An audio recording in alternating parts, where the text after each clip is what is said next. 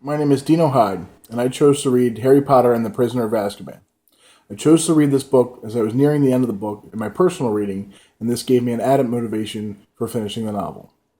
I'm reading the entire Harry Potter series to fulfill a promise to my 10-year-old cousin, who visited Universal Studios for the first time this summer, and claims that since I hadn't read the entire series, I ruined his vacation.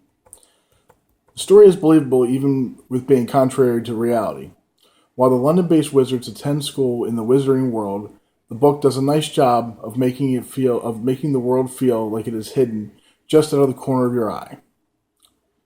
Right from the start, on page 9, Mr. Weasley, a wizard, mentioned using a modern-day telephone, which really helps ground the story in reality, as you see that there are modern tools being used.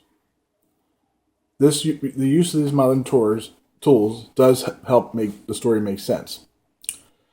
As this is the third book in the series, the reader should be well aware of the characters and setting. That being said, the main character, Harry, is progressing into adolescence and demonstrates this when he challenges his Aunt Marge on page 29 about the death of his parents. In addition to this series, we learn about Harry's godfather, Sirius Black, and his role in the First Wizard War, and that resulted in the death of Harry's parents. The story does violate its rules, but it's done for comedic purposes and does not take away from the story. Back on page 29, Aunt Marge receives her comeuppance, quite literally, when she is massively inflated. This violates the rules, as the wizard students are forbidden from using magic in the real world. The world is unique and original, even though it is the third book in the story, and readers are familiar with the wizarding world as well as London. There is the addition of the Dementors on page 69, who are the security guards of the Azkaban prison, and are described here as soulless creatures who keep the peace in Azkaban. They do this by devouring the emotions of the prisoners.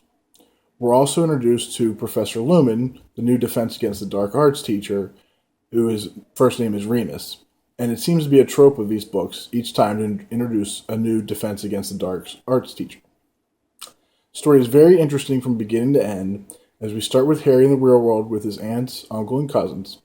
The encounter with Aunt Marge is comical and provides a touch of humor. There's also a constant feel of secrecy, and we don't quite know who to trust until the conclusion.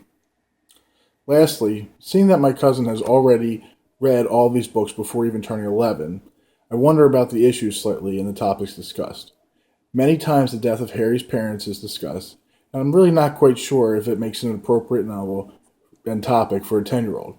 Nonetheless, it is an excellent literature book, and I highly recommend it. Thank you.